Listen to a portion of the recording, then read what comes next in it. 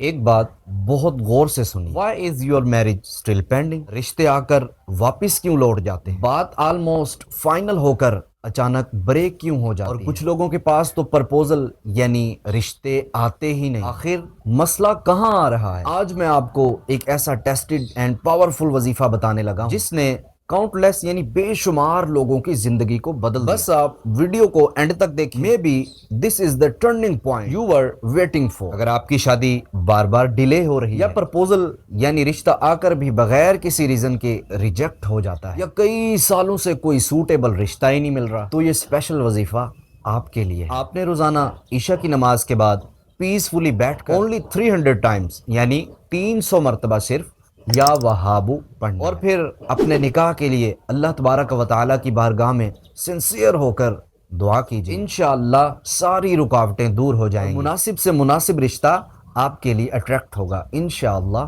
عز و جل. Just try it for a few days. You will feel the difference yourself. May Allah bless you the best. آمین. جزاک اللہ خیر.